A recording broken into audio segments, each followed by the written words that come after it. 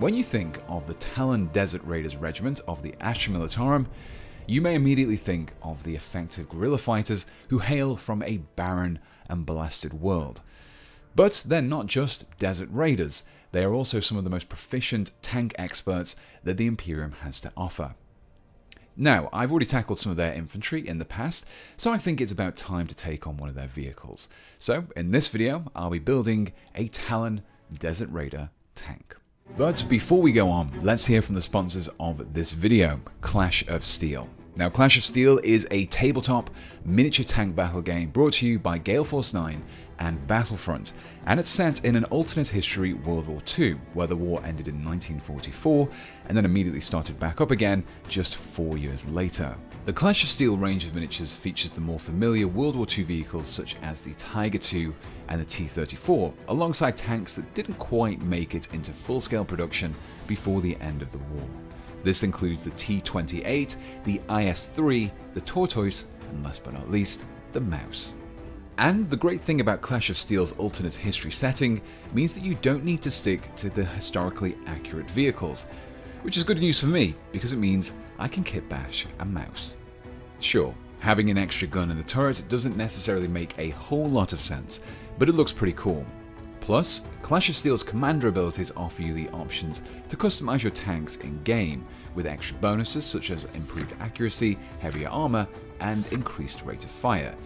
See, there was a valid reason for that extra barrel. But maybe you're thinking, I'm bored of just painting my tanks with various shades of brown and green. Well, great news, because with Clash of Steel, you don't have to. Which is why I'm painting this double-barreled mouse in a colour scheme inspired by the World Eaters. Because why not? All in all, Clash of Steel is a fun, objective-focused game with an easy-to-learn but hard-to-master rule set. And if you'd like to try it out for yourself, then I'd recommend one of the two starter sets.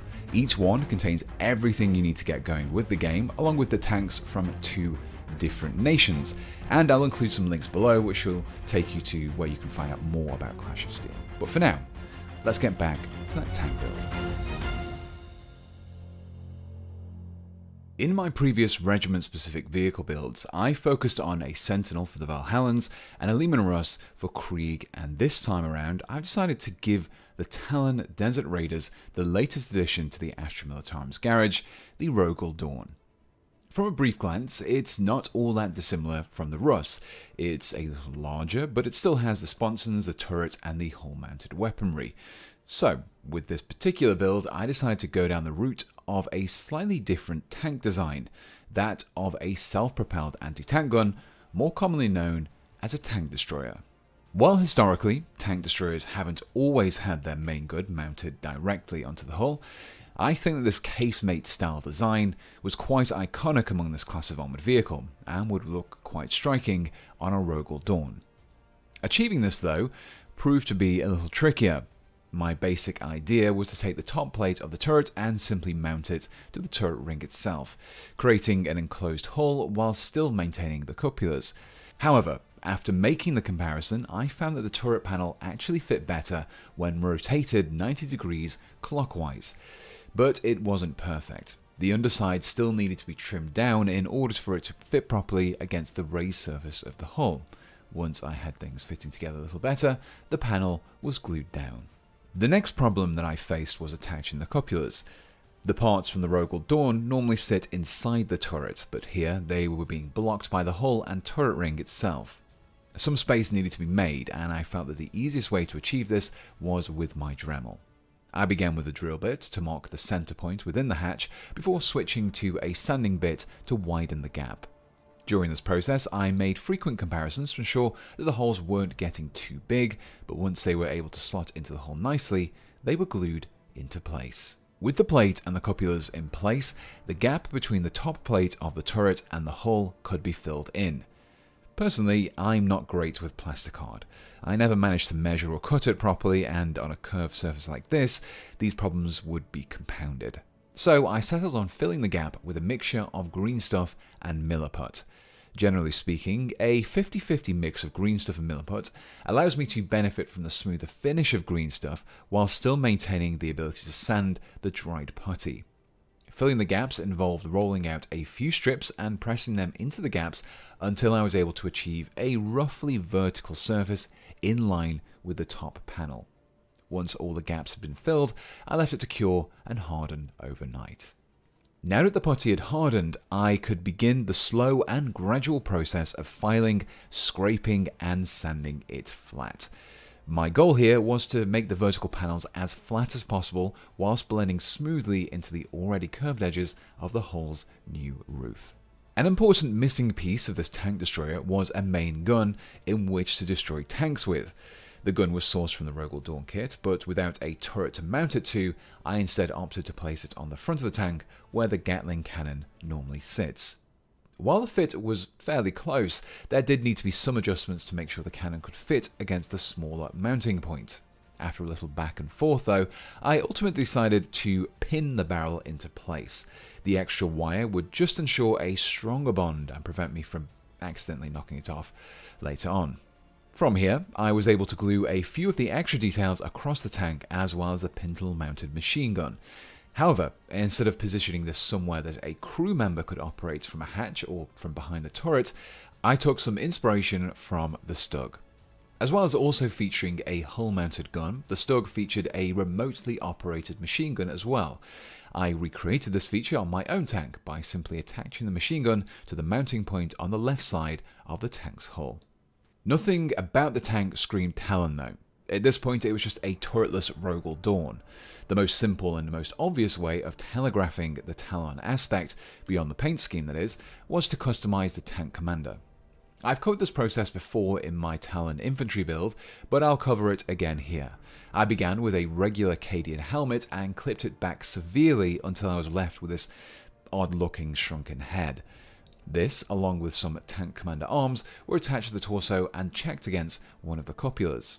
Now, the reason for drastically reducing the size of the head was to make space for some green stuff wrappings. The obligatory green stuff sausages were rolled out, and the first was looped just below the chin before some folds and creases were pressed into it, and another wrap around the forehead.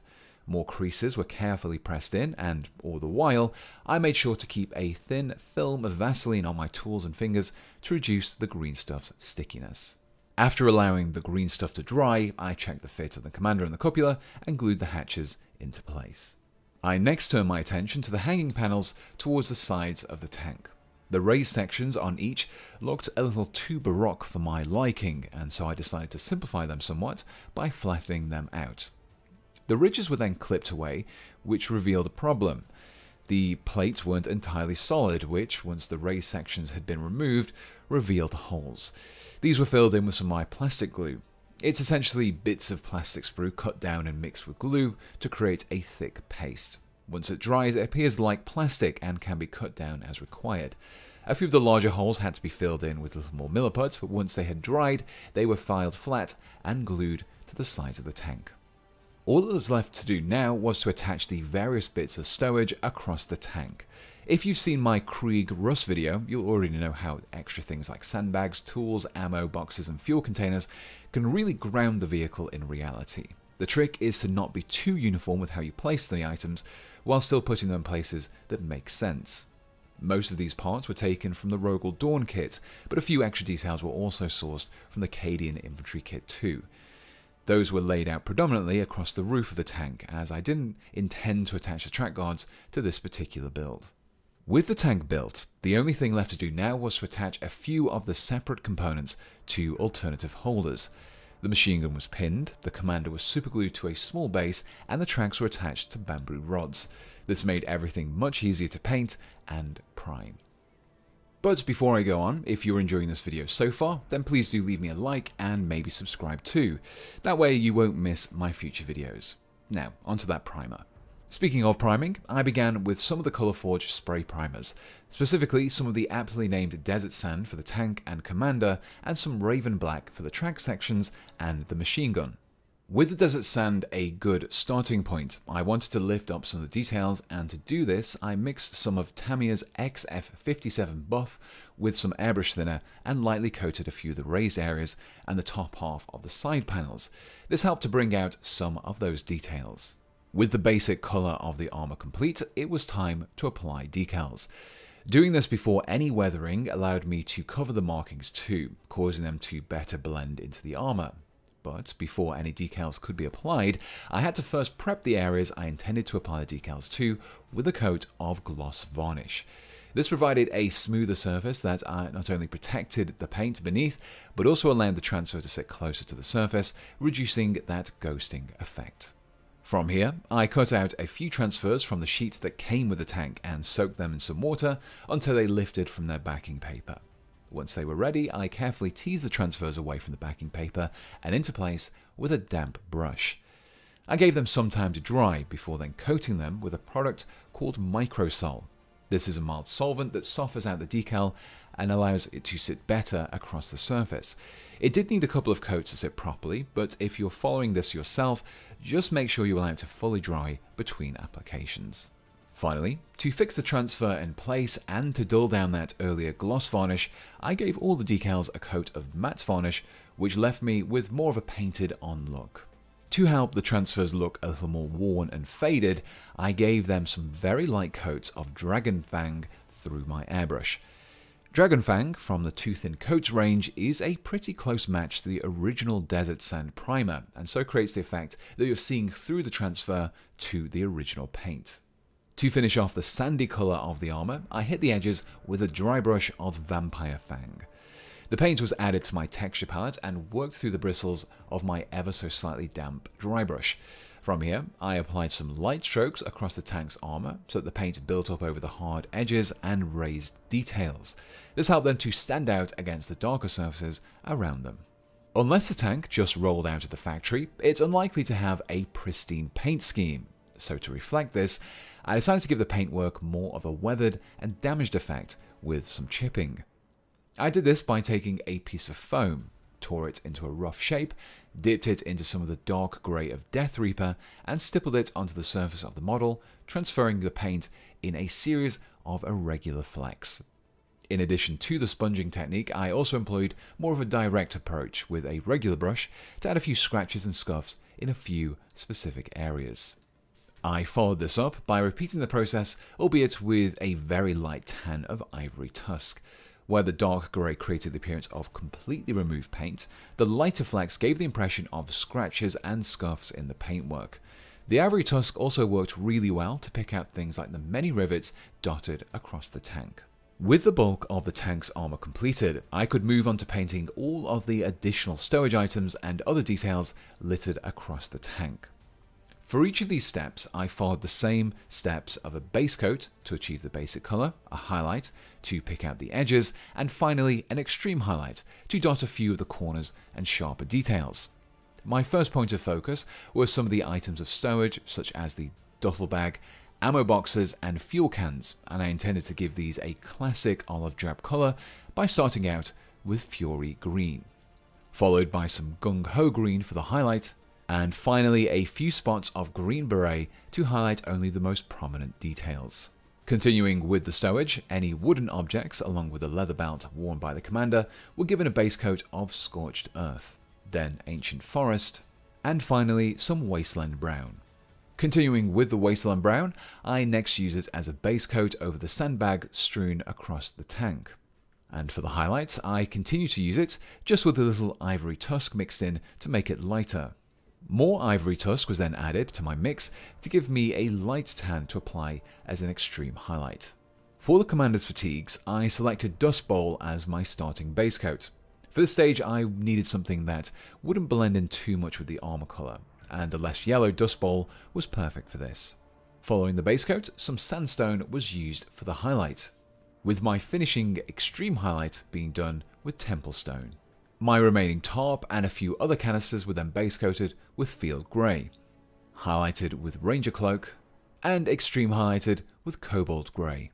I then gave the leather straps across the duffel and fuel barrels at the back of the tank a coat of Cuirass Leather, highlighted it with Boar Hide, and finished things off with a few small dots of Fur Cloak.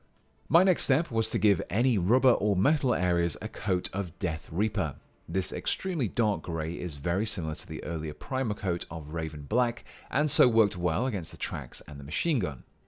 The areas that I tackled with this paint were quite extensive and included the trim of the road wheels, the aerials, parts of the lasgun, the commander's intercom, the lights, as well as a few of the details across the hull of the tank. For the rubber details and markings on the tank that I'd painted with Death Reaper, I highlighted with Wizard Grey, followed by a few small spots of Carcharadon Grey. The metal details, on the other hand, were instead highlighted with Dwarven Iron. However, when it came to the tracks, I sped up the process considerably using the same dry brushing technique that I had used earlier on. From here, I could turn my attention to the commander and paint the skin first with Barbarian Brawn. Then, the skin was given a highlight of Dwarven Skin, before I finished off with a few small spots of Elven Skin. The final base coat to apply was to the commander's head wrap, and for this I selected Giffon Claw, highlighted it with Ivory Tusk, before then finishing off with a final extreme highlight of Trooper White. While I hadn't quite finished painting, I decided to first attach the tracks, commander and pintle mounted machine gun before I started on the weathering. This way I could apply all my varnishes in one go and know exactly how the weathering should interact between the tracks and the hull. To attach these parts, all I needed to do was to scrape clean the contact points and take care when applying my glue. Before the weathering could begin though, I gave the whole model a coat of gloss varnish. Like with my earlier decals, this step would help with protecting the underlying paintwork whilst also creating a smoother surface to apply the washes to.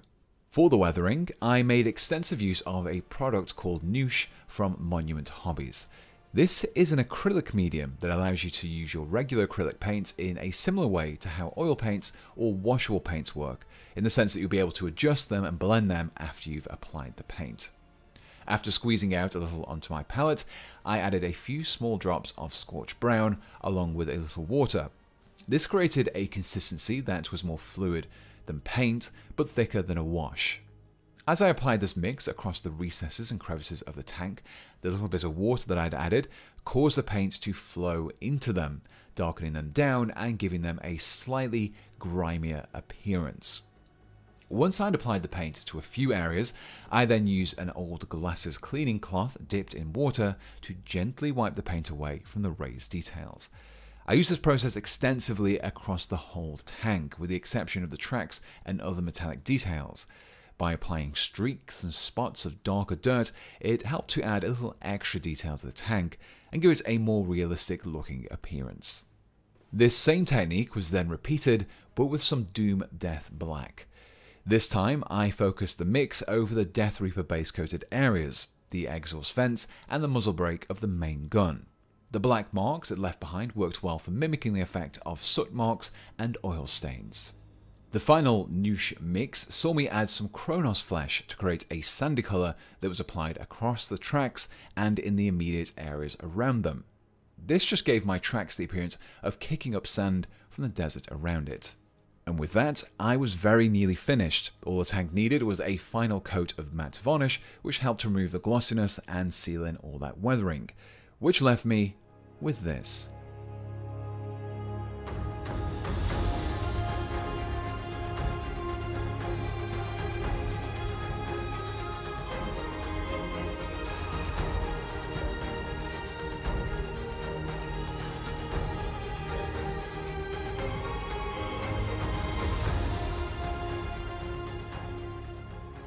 And here we have the completed Rogal Dorn Tank Destroyer variant, which I'm calling the Sigismund.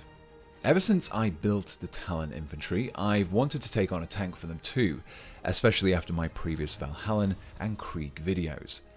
But while I'd opted to build this tank as a Tallarn one, if you wanted to give this Sigismund tank a go yourself, you could very easily adapt this guide to any other regiment. Simply swap out the commander, add a few specific details, and slap on a suitable colour scheme. Equally, if you're looking for some help with other Tallarn vehicles, then hopefully this guide featured something helpful to you. If you'd like to see more of these Astra Militarum vehicle builds, then let me know which regiment and vehicle combo I should tackle next, and be sure to check out my previous guides in the series. Now, before I go, let me just say a huge thank you to everyone who already helps me out, in particular my Pouch of Dead Animal Bits tier and above supporters, who are Andrew Console, Axel Jonsson, Berserker, Bits of Wargaming, Cotton217, Daniel Dowling, Gabe Benavides, Hugh Wright, Ilniro Galeri, Immaterial Creations, Maciej Savitsky, Molly Mork, Morgan, Mr. Grimm, Nathan, Nima, Pale Juice, Ryan Little, Splinkus, Swedsman, Tim, Tom Haysmith, and War Novice. And my Sergeant level members who are Under Z, Kutch Kato, Roll 1 to Explode, Setthas Aponsawat, The Sire Acquired, Lloyd Davies, Phoenix's Den, Trooper Geo, Mr. Jared Hess 95, David, John Gibbs, Philip Poyer, Nonington Paints, Mark Taylor, and Whale Tussler. So until next time, thanks for watching, and goodbye.